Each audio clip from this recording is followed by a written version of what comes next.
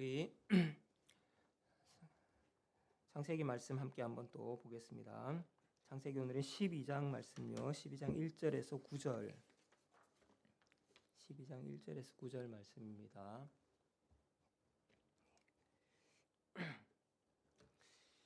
우리 같이 한번 읽어볼까요? 여호와께서 아브라함에게 이르시되 너는 너의 고향과 친척과 아버지의 집을 떠나 내가 네게 보여줄 땅으로 가라. 내가 너로 큰 민족을 이루고 네게 복을 주어 네 이름을 창대하게 하리니 너는 복이 될지라. 너를 축복하는 자에게는 내가 복을 내리고 너를 저주하는 자에게는 내가 저주하리니 땅의 모든 족속이 너로 말미암아 복을 얻을 것이라 하신지라. 이에 아브라함이 여호와의 말씀을 따라갔고 롯도 그와 함께 갔으며 아브라함이 하란을 떠날 때에 75세였더라. 아브라함이 그의 아내 사레와 조카 롯과 하란에서 모은 모든 소유와 얻은 사람들을 이끌고 가나안 땅으로 가려고 떠나서 마침내 가나안 땅에 들어갔더라.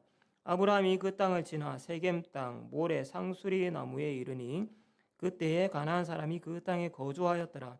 여호와께서 아브라함에게 나타나 이르시되 내가 이 땅을 네 자손에게 주리라 하신지라. 자기에게 나타나신 여호와께 그가 그곳에서 제단을 쌓고 거기서 베델 동쪽 산으로 옮겨 장막을 치니 서쪽은 베델이요 동쪽은 아이라. 그가 그곳에서 여호와께 제단을 쌓고 여호와의 이름을 부르더니 점점 남방으로 옮겨갔더라. 아멘. 자, 창세기 이제 앞에 이제 창조 이야기가 있죠. 하나님이 창조하시고 안식하셨다. 그 창조하시고 안식이라는 것이 창조의 어떤 목적으로서 우리가 이제 이해할 수 있겠습니다. 거기에 하나님께서 창조하시고 뭔가를 하시려는 그런 목적이 담긴 안식. 근데 거기에 이제 키를 진 게 인간이죠. 인간의 역할이 굉장히 중요하고요. 하나님의 파트너로서. 근데 이제 그 인간의 타락, 그래서 창조 다음에는 타락이라는 문제가 이제 등장하게 됩니다. 인류의 조상들이 하나님께서 금하신 일들을 돌파하면서 죄가 일어나고 그래서 그들이 예단에 수방되고 근데 그것이 계속해서 죄를 확산시키죠. 그래서 세상이 죄로 가득하게 되고 하나님은 그 세상을 심판하게 됩니다. 그래서 이 죄로 인해서 창조 세계에 이 창조가 역행하는 이런 타락의 문제 이걸 어떻게 극복할 건가? 그래서 하나님이 창세기 3장 15절에 최초로 이것을 이제 극복해야 되겠다. 그리고 극복할 것이다. 어떤 식으로? 이것을 근원으로 돌아가서 제일 처음에 이게 타락의 문제가 발생한 그 시점에 일어난 일들을 다 역전시키면서 그래서 여자의 후손이 뱀의 머리를 짓밟음으로써 극복할 것이다. 그렇게 이제 처음으로 구속의 계획을 말씀하시는 이야기들이 이 원역사에 나오죠. 그래서 창세기의 원역사를 통해서는요, 이처럼 창조, 타락, 구속으로 이어지는 어떤 하나님의 거대한 어떤 서사, 어떤 전망 이런 것들을 보여줍니다. 우리는 것들 역사관 이렇게 말할 수 있겠고요. 창조, 타락, 구속이라는 역사관 이런 역사관을 원역사를 통해서 보여주죠. 창조, 타락, 구속 하나님께서 홍수 심판하신 그 심판은 그 타락을 극복하신 그 심판에서 다 없애버린 게 아니죠. 그 홍수 심판을 통해서 씨앗과 같은 사람들과 종자들을 남겨놔가지고 새롭게 세상을 새롭게 이제 다시 시작하는 거잖아요. 그래서 이제 재창조 이렇게 이름 붙일 수 있겠습니다. 그러니까 창조, 타락, 구속 이렇게 하나님께서 이 재창조하시는 이것들을 통해서 우리가 지금 살아가고 있는 이 세상을 하나님께서 새 하늘과 새 땅으로 새롭게 창조하실 것이다. 그것이 이제 성경의 큰 그림이죠. 홍수라는 것이 그래서요 아주 역사적으로 중요한 그런 어떤 변곡점, 분기점이 된다고 할 수 있겠습니다. 그래서 10장부터는 홍수 이후 세상에 대해서 이제 얘기하기 시작합니다. 지금 우리가 이제 홍수 이후 시대잖아요, 그죠? 홍수 이후. 그래서 이제 어떤 사람은 홍수 이후에 등장한 인간, 그들을 신인류 이렇게 부릅니다. 신인류. 근데 신인류인데 정말 좀 달라요. 홍수 이전과는 사람의 좀 위상이 다릅니다. 조금 이따 설명해 드리겠지만 홍수 이후에 사람들이 확산되었다. 이게 이제 성경의 큰 하나의 관점이죠. 인류가 홍수 이후에 확산되었다. 그래서 하나님이 생육하고 번성하고 땅이 충만하라 그렇게 이제 복 주셨는데 그게 이제 성취가 됩니다. 땅으로 쫙 흩어져서 온 땅이 흩어져서 인류가 땅이 충만하게 되죠. 근데 이제 이 충만하게 된 것이 인류가 그렇게 하나님의 말씀에 잘 순종해서 확산된 게 아니죠. 자연스럽게 된 게 아니라 이 사람들이 흩어지지 않으려고 하는데 하나님이 억지로 흩은 거예요. 억지로 흩어버렸죠. 그게 이제 바벨탑 사건입니다. 억지로 흩어버리니까 거기에서 하나님께서 그들의 소통, 언어의 혼잡을 가져오시고 그래서 서로가 소통이 안 되는 존재들로 서로가 서로에게 소통이 안 되는 집단들로 나눠져 버린 거예요. 그러니까 세상이 늘 적대적인 갈등 관계. 그래서 세상은 늘 전쟁이 끊이지 않는, 갈등이 끊이지 않는, 대결이 끊이지 않는 세상으로 그렇게 이제 확산이 되었습니다. 이게 이제 일종의 부작용이죠. 그런 갈등과 분열 속에서 어쨌든 인류가 확산되는, 어쨌든 그래서 생육하고 번성하고 땅에 충만하라 이런 목적은 이루었지만 또 한편으로는 세상이 갈등과 분열이 조장되는 이런 세상으로 흘러가고 있다 하는 게 이제 홍수 이후의 이제 세상이죠. 그리고 그 속에서 이제 홍수 이후에 하나님께서 첫 번째는 인류를 땅에 충만하게 하셨고 그 다음에는 그 충만하게 흩어진 인류 가운데서 하나님이 구원 얻을 자들을 구원해 내십니다. 그게 이제 하나님의 구원 역사죠. 흩어진 수많은 사람들 중에서 이제 하나님께서 구원 얻을 자들을 구원하시는 거예요. 그 구원을 하시는 일들 그것이 이제 어떻게 시작되냐면 처음에 한 사람을 부르는 것으로부터 시작됩니다. 그래서 한 사람을 불러서 그 사람을 통해서 많이들을 구원하고 그런데 그 사람을 통해서 결국은 메시아 그리스도가 나타나죠. 그래서 여자의 후손이라고 말한 그 여자의 후손에 관한 원복음 3장 15절에서 얘기한 그 계획을 드디어 착수하는 그런 이야기가 이제 시작됩니다. 이제 그것이 이제 하나님께서 흩어진 많은 인류들 중에서 한 사람의 가문을 노아의 아들 중에서 셈의 가문을 하나님께서 쭉 추적하시며 따라가시면서 그 속에서 데라라는 사람을 쫙 인도하시고 가나안 쪽으로 이렇게 발걸음을 옮기게 하시고 그 데라의 아들 가운데 아브라함이라는 사람을 드디어 이제 부르심으로써요. 한 사람을 부르시죠.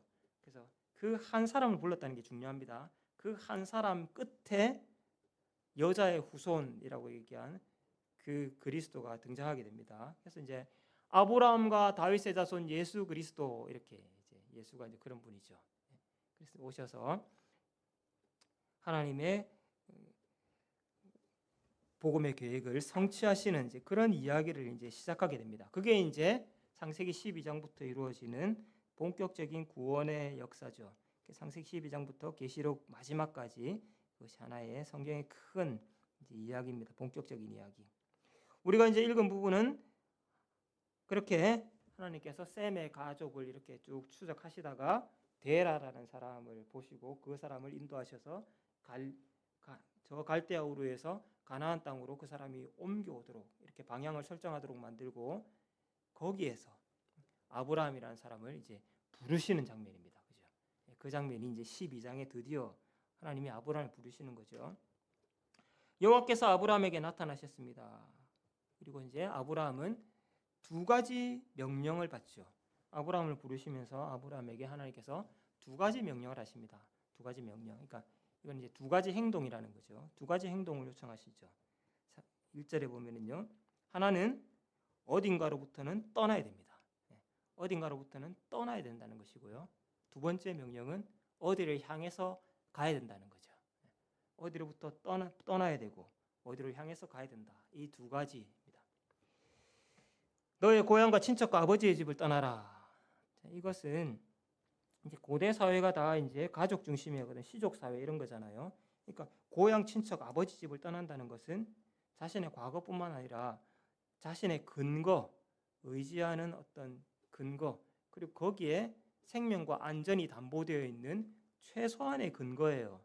그게 이제 친척, 고향, 친척, 아버지의 집이라고 하는 그런 가족, 혈연의 집단이거든요. 그 요람으로부터 그것을 박차고 떠나야 된다는 거예요. 그걸 포기하고 떠나야 된다.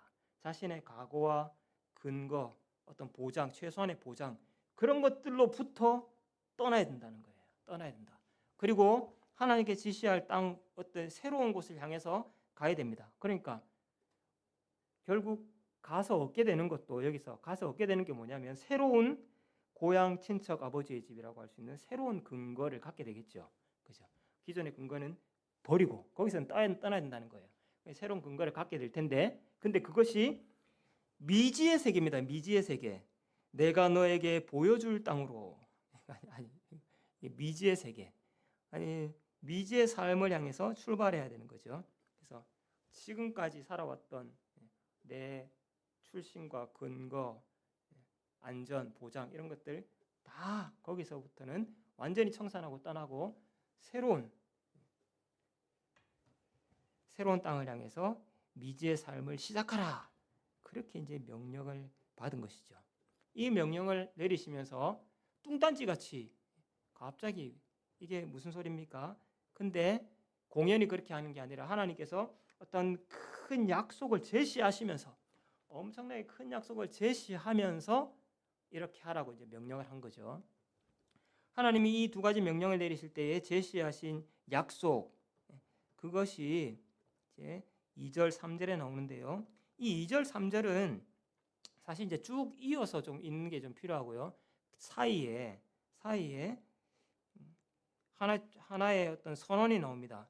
너는 복이 될지라 이렇게 돼 있죠. 이거 복이 될지라 이렇게 하니까 이게 그냥 될 것이다 이런 말로 읽히잖아요.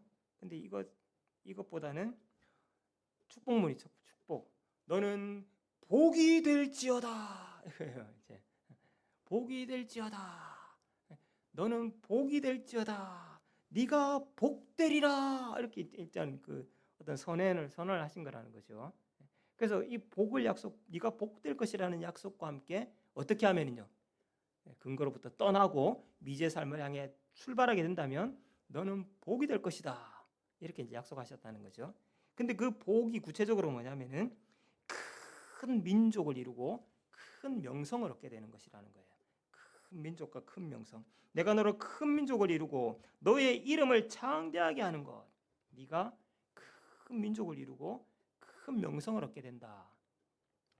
큰 민족을 이루고 큰 명성을 얻게 된다는 게 뭔 말이냐면요. 뒤에 3절에 이것이 이제 이 약속에 대한 설명이기도 하고요. 큰 민족을 이루고 큰 명성을 얻게 되면 그게 어떤 결과로 어떤 귀결로 이어지는가? 이 3절이 그 내용이에요. 이 사람이 큰 민족을 이루고 큰 명성을 갖게 되기 때문에 어떻게 되냐면 너를 축복하는 자에게는 하나님께서 복을 내리고 너를 저주하는 자에게는 내가 저주할 것이다. 왜요? 이 사람은 큰 민족을 이루고 큰 명성을 가진 사람이기 때문에 그 사람에게 축복하는 사람은 복 받고 그 사람을 저주하는 사람은 저주를 받겠죠. 이 사람이 크고 엄청난 사람이니까. 그죠? 그래서 땅의 모든 족속이 너 때문에 복을 얻을 것이다. 그러니까 너에 대한 아브라함에 대한 큰 민족과 큰 명성을 가진 너에 대한 태도 여하에 따라서 모든 사람은 복과 저주를 받게 될 것이다. 그런 인물이 네가 될 것이라는 거예요. 그런 인물이 될 것이다. 그렇게 네가 복될 것이다. 복되어라. 이렇게 했다는 거예요, 이제. 그래서 이런 약속을 제시하면서 떠나라. 그리고 어디를 향해 가라. 그렇게 약속하셨다는 거죠. 자, 이 말을 듣고 이 하나님의 약속을 제시하시면서 명령을 내리시는 이 명령을 듣고 아브라함은 모험을 떠나기 시작합니다. 아브라함이 드디어 이제 모험을 떠나죠. 이에 아브라함이 여호와의 말씀을 따라갔다. 그러니까 이제 떠나라 가거라 그렇게 했는데 그냥 간 게 아니죠. 그 다음에 하나님이 명령과 함께 약속을 제시하셨을 때 아브라함은 거기에서 그걸 듣고 말씀을 따라서 미지의 삶을 향해서 모험을 시작했다. 이게 이제 오늘 본문입니다. 이제 오늘 본문을 통해서요, 우리 신앙하는 삶에 또 함께 우리가 또 적용해 볼 수 있겠습니다. 아브라함 한 사람의 이야기가 아니고요, 아브라함의 삶의 어느 한 국면에 해당되는 그런 이야기만이 아니고요, 사실은 아브라함의 삶 전체가 또 신앙하는 우리 신자들의 삶 모두가 바로 이제 이런 삶이라는 것을 우리가 함께 또 기억해 볼 수 있겠고 우리 삶에 적용해서 오늘 묵상할 필요가 있겠습니다. 두 가지로 나누어서요. 좀 이 이야기에서 우리 함께 또 묵상해 보면 좋겠는데요. 하나는 거듭남이라는 겁니다. 거듭난다는 것에 대한 어떤 우리 묵상 또 숙고해 볼 필요가 있겠습니다. 거듭난다는 개념, 이 단어 자체가 거듭난다라는 단어 자체가 나온 건 아니에요. 근데 개념적으로 지금 창세기에서 거듭난다는 개념이 지금 처음으로 등장한 부분이 바로 이 대목입니다. 성경에서 거듭난다는 개념이 처음으로 등장한 게 바로 이 대목이죠. 보세요. 아까 그래 뭐라고 그랬어요? 너의 고향 친척 아버지의 집을 떠나라. 지금 자기의 과거와 근거, 최소한의 근거잖아요. 그것을 떠나게 됐죠. 그리고 새로운 근거를 찾아가는 거죠. 그것이 새로운 삶이에요. 전혀 새로운 삶. 이전과는 완전히 결별된 전혀 새로운 삶. 이것을 향한 어떤 요청 이런 것들을 보게 됩니다.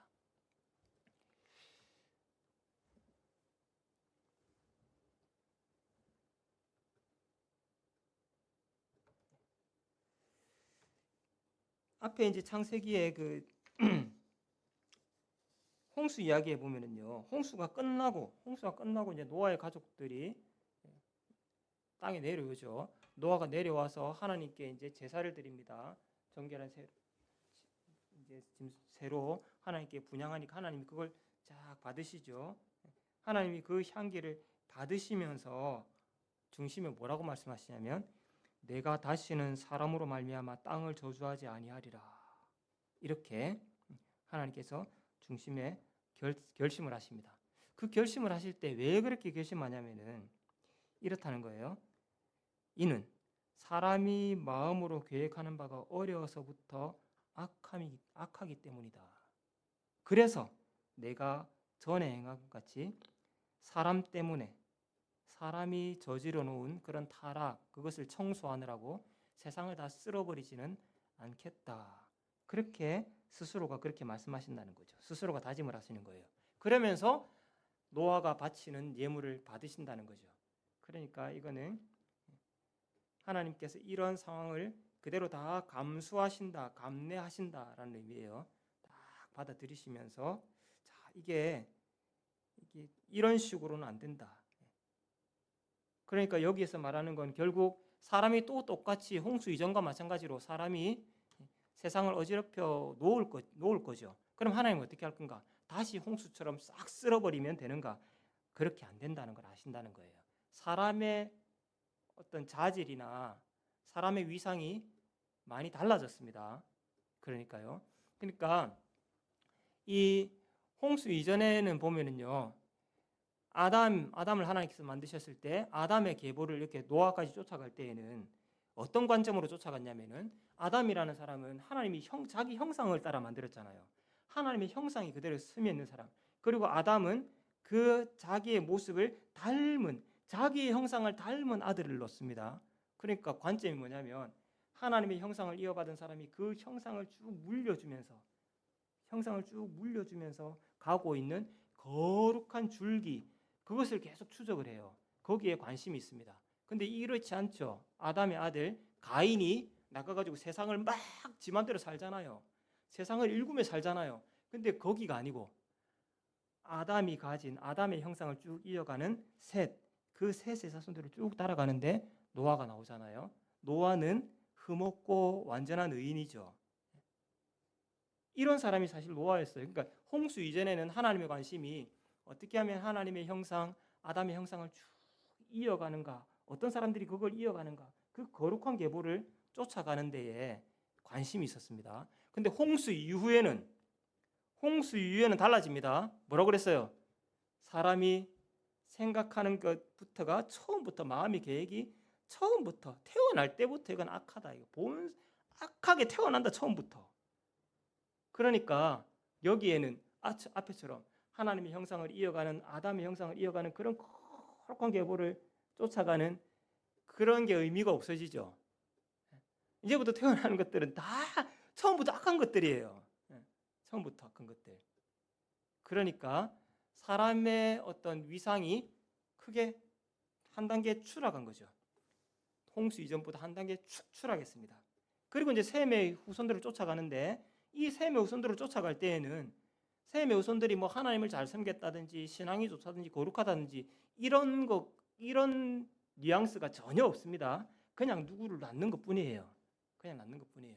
근데 이렇게 가는데 하나님이 그 사람을, 그 가문을 그냥 쫓아갑니다. 어느 한 사람을 부르시려고요. 어느 한 사람을 부르시려고 그 가문을 계속 쫓아가서 마침내 한 사람을 부르는 거예요. 홍수 이전에는 하나님이 거룩한 계보를 보존해 가신다. 그것이 관심이었다면은 타락한 세상에서는요, 그 중에서 어떤 사람을 하나님이 불러내신다. 그 타락한 세상 가운데서 어떤 사람을 불러내신다. 이런 관점으로 하나님께서 보시는 관점이 달라진다는 거죠. 그리고 그렇게 불러내실 때 하나님이 그 타락한 세상에서 이렇게 뻗어나간 번성한 인류 가운데서 사람을 불러내실 때, 건져내실 때, 그때 하나님께서는 그에게 아주 강력한 요구를 하게 되십니다. 아주 강력한 요구를 하게 돼요. 그냥 불러내는 게 아니고, 제일 처음에 이제 노아부터 아담부터 시작했을 때는 거룩한 사람들을 쫓아갑니다. 그게 아니고요. 이제는 흩어져 있는 이 많은 악한 인간들 중에서 누구를 불러내실 때에는 그에게 강력한 요청을 하면서 불러낸다는 거예요. 바로 이제 아브라함과 같은 요청이죠. 네가 태어났고 살아왔던, 알아왔던 그 모든 과거와 근거와 생각들과 지금까지의 삶으로부터 떠나라. 거기서 떠나야 된다는 거예요. 거기서 떠나라. 하나님 요청이에요. 그리고 하나님께서 지시하시는 미지의 삶을 향해서 출발하라. 이게 하나님의 요청입니다. 그냥 부르는 게 아니고요. 그냥 부르는 게 아니고 부르실 때에는 이와 같은 강력한 요청을 우리에게 하신다고요.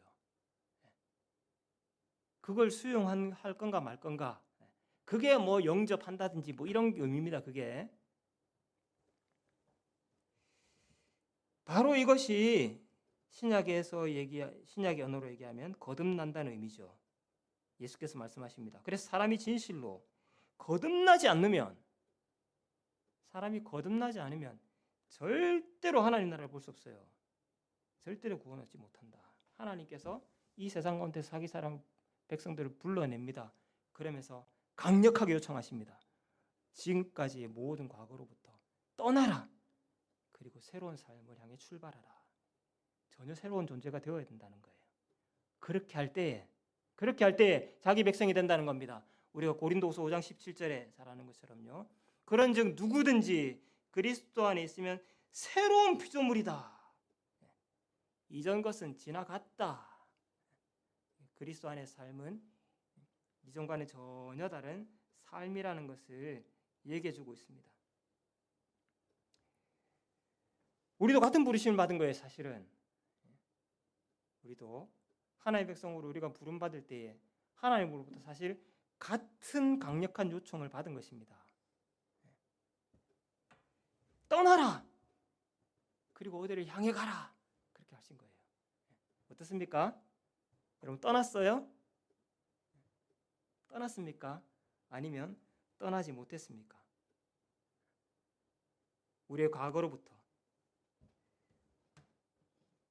모든 불신앙과 비진리와 비신앙, 그런 세계관으로부터 우리는 떠났나요? 이걸 떠나야 된다고? 아직 떠나지 못하고 있습니까?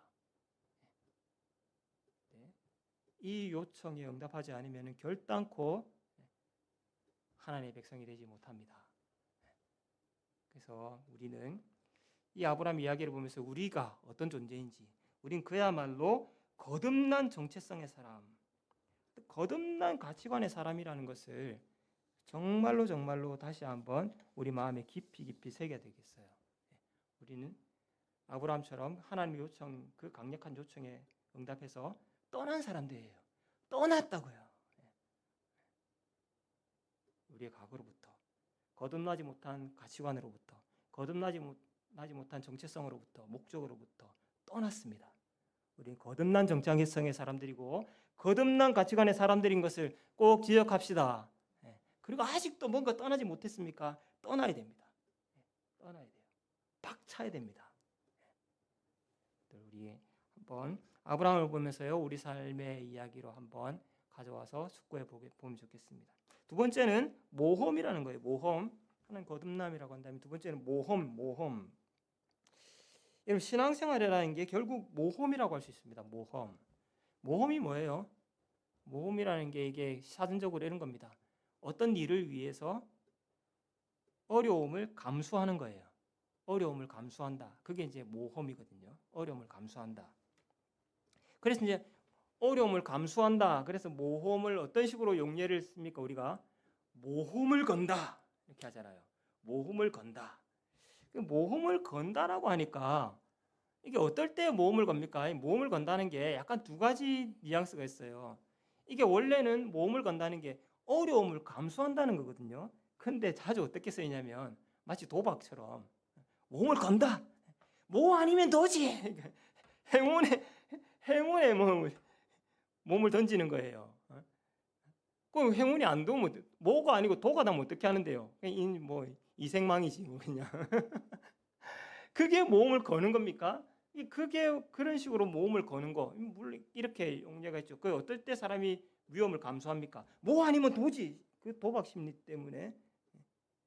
그래도 행운이 오면 행운이 올 수도 있잖아. 그래서 도박처럼 모험을 걸 수도 있죠. 근데 그것은 불확실한 것입니다. 그야말로 우연이에요. 이런 것들은. 근데 어떨 때 정말로 모험을 할 수 있냐면요. 모험은 확신에 기반하는 겁니다. 확실하면 모험을 겁니다. 확실하면 모험을 겁니다. 그래서 이제 우리 그 같은 도박 영화에 확실하지 않으면은 목숨을 걸지 마라 이런 거 안 배웠어. 고은이가 얘기하잖아요. 그래가지고 그죠? 확실할 때 모험을 거는 겁니다. 확실할 때 아브라함이 모험을 걸었습니다. 아니 뭐 아니면 도지. 약속? 그렇게 되면 좋죠. 큰 명성, 큰 민족. 뭐 아니면 도다 싶어서 모험을 건 게 아니에요. 성경은 아브라함의 모험이 하나님에 대한 신뢰, 우리가 말하는 믿음에 기반했다는 것을 성경은 증언하고 있습니다. 그래서 이제 히브리서 기자가 이렇게 얘기했죠. 여기 아브라함이 모험을 떠났을 때 하나님께서 말씀을 따라갔다. 말씀을 따라갔다. 이 말이 바로 모험을 시작했다는 건데 그것에 대해서 믿음으로 아브라함은 믿음, 하나님에 대한 어떤 믿음이 있었다는 거죠. 그리고 그가 약속하시는 것에 대한 믿음도 있었다는 거예요. 그 믿음 때문에 믿었어요. 확신했어요. 확신했으니까 모험을 걸 수 있었다는 거예요. 확실해서. 요행을 바라고 모험을 건 게 아니라 확실해서 모험을 걸었다는 겁니다. 부르심을 받았을 때 순종하면서 장래 유업으로 받을 땅에 알지도 못하면서 미지의 세계를 향해서 왜 나갔느냐? 미지의 세계로 나아가지만 확실했다는 거예요. 자기 속에서는 확신했다는 거예요. 믿었다는 거예요. 그래서 하나님께서 이 뒤에 보면 아브라함에게 대해서는 계속해서 같은 약속을 계속해서 반복하는 약속의 이야기들이 계속 반복됩니다. 아브라함 이야기에는 또 약속하고 또 약속하고 아들 주겠다 계속 약속하는 게 계속 나옵니다. 아브라함 이야기에. 그 가운데 창세기 15장에 보면 너무나도 유명하죠. 이제 바울이 인용했던 구절인데 아브라함이 여호와를 믿었습니다. 그랬더니 하나님께서 그 믿는 아브라함을 의롭게 보셨다. 그렇게 알고 있죠. 아브라함이 여호와를 믿었다. 그는 믿고 모험을 건 거예요. 모험을 걸었습니다. 믿었기 때문에. 아시겠죠? 그리고 아브라함이 어떻게 이제 모험을 걸었느냐? 첫 번째, 말씀하신 대로 신변을 다 정리했습니다. 지금까지 삶을 다 청산했죠. 그 하란에서 살면서 이 사람이 보니까 상당히 재력이 있는 사람이에요. 근데 그 모든 것들, 기업들을 다 정리하고 거기서 얻은 소유들, 자기 사람들, 종들 다 그냥 이끌고 다 팔아가지고 다 현금화해가지고 떠나버립니다. 청산해서 떠나는 거예요. 이런 모험을 걸죠. 걸고 이제 가나안 땅으로 갑니다. 어디 뭐 가다 보니까 가나안 땅에 나왔는지 가나안 땅으로 가라고 했는지 어쨌든 갔습니다. 가서 어떤 땅에 도착했죠. 그 땅이 가나안 땅이었어요. 가나안 땅에 도착해서 세겜 땅에 갔습니다. 갔더니 여호와께서 아브라함에게 거기서 나타나 가지고 이 땅이다. 이 땅을 네 자손에게 주리라. 실제로 그렇게 얘기하죠. 이 땅을 네 자손에게 주리라. 그랬더니 아브라함이 그 자리에서 하나님께 제사를 드렸습니다. 이 땅을 너에게 주리라. 하나님께 제사를 드렸습니다. 그러니까 제사가 어떤 의미일까요? 이 땅을 너에게 주리라. 그랬을 때 뭐라고 한 것 같아요? 아멘 한 거예요. 이제 그러니까 주리라 그러니까 그걸 받아들인 거죠. 아멘. 그 이제 제사를 드렸다는 의미입니다. 그리고 나서 이 사람은 그 하나님이 주겠다고 약속한 그 땅에서 마치 이제 그 땅이 자기 땅인 것처럼 기정사실로 받아들이면서 그 땅에서 계속해서 하나님께 제단을 쌓으면서 그렇게 살았다는 거예요. 제단을 쌓으며 살아갔다는 것은 자기가 어떤 사람인지 사람들과 세상 앞에 공공연히 표현하면서 내가 어떤 사람이라는 걸 드러내면서 자기의 정체성을 위해 밝히면서 나는 여호와를 믿는 사람이라는 것을 드러내면서 이 땅은 내 땅이라고 선언하면서 그렇게 살았다는 거죠. 이렇게 모험을 떠났다는 겁니다. 아브라함이 모험을 떠났습니다. 여러분 믿음이라는 것은 모험과 충돌하지 않습니다. 믿음. 어떻게 모험을 걸 수 있느냐? 믿기 때문에 모험을 걸 수 있다는 거예요. 믿는다고 해서 믿습니다. 그러고 나면 아무 갈등도 고비도 없이 하나님이 믿습니다. 그러니까 천국이 바로 그냥 앞에 뚝 떨어지느냐? 그렇지 않거든요. 믿기 때문에 모험을 감수해야 돼요. 아브라함처럼 청산해야 되고요. 하나님이 약속하신 것들 그대로 받아들여야 되고요. 아직 이루어지지 않았지만 아멘 하면서 내 신앙을 고백하면서 그렇게 사는 모험을 거는 겁니다. 저 사람 왜 저렇게 하고 도대체 저 사람 도대체 뭐가 저렇게 확실한가? 이렇게 사람들이 의구심을 갖고 질문할 거예요. 근데 그것이 그 모험이 믿음과 다르지 않다는 것이고요. 그런 갈등과 고비 그런 것들을 극복하는 모험을 거는 그 이유는 뭐냐면 믿기 때문이라는 거예요. 믿기 때문에. 믿음이 이유가 되어서 모험을 감행하게 한다는 거죠. 믿기 때문에 계속해서 꿋꿋하게 신앙생활 하도록 우리를 독려하는 것입니다. 갈등과 고비가 있죠. 포기해야 될 게 있어요. 꺾어야 될 게 있어요. 버려야 될 게 있습니다. 근데 하도록 해요. 하도록 우리를 독려한다고요. 왜요? 믿으니까. 확실하니까. 확신하니까.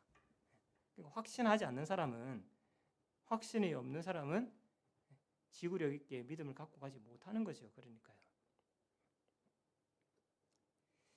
떠났습니까? 그리고 하나님 나라에 들어섰습니까? 아니면 떠나서 이제 들어서야 되는데 잠깐만 한 번만 더 생각해보자 그러면서 이렇게 망설이고 있습니까? 확실하면 거기 들어서겠죠. 들어서서 가는 길이 쉽지는 않습니다. 근데 들어서야 되고요. 모험을 감행해야 됩니다. 그리고 지금 내가 모험을 감행하고 있습니까? 아니면 그 모험을 계속 뭔가 피하고 싶습니까? 우리가 구원을 얻겠다고 하는데 그 구원이 단지 내가 구원 얻으면 좋겠어. 천국 가면 좋겠어. 그런 바람입니까? 아니면 내가 모험을 감행할 만큼 손해와 위험과 갈등과 고비를 그 어려움을 감수할 만큼 확실합니까? 그게 확실해서 감수하는 게 믿음의 길이에요. 그 믿음, 그것을 모험이라고 하고요. 그것은 신앙과 같은 말입니다. 우리가 그런 믿음의 삶을 지금 살아가고 있지 않습니까? 하나님께서 우리를 부르실 때에 우리의 과거에 거듭나지 못한 모든 것들로부터 떠나서 새로운 피조물이 되게 하시고 그것을 요구하시고 그리고 이제는 우리가 믿는 하나님의 약속의 말씀을 하나님이 제시하시는 그 하나님의 나라를 확신하기에 어려움을 감수하면서 모험을 해나가고 있습니까? 하나님께서 요청하시는 일이고 우리가 지금 살아가는 삶입니다.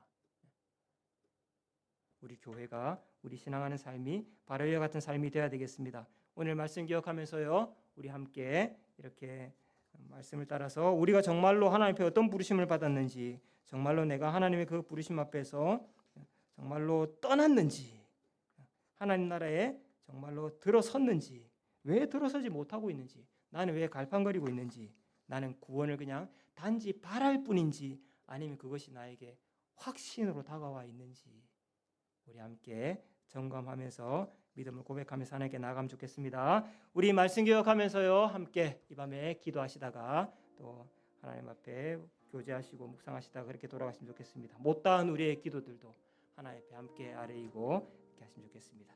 예, 우리 같이 기도하겠습니다. 우리 하나님, 은혜와 사랑을 감사합니다. 하나님께서 오늘 우리를 또 아브라함처럼 부르셔서 하나님 이 땅에 많은 사람들 가운데서 우리를 하나님의 백성으로 불러내신 우리 하나님 찬양합니다.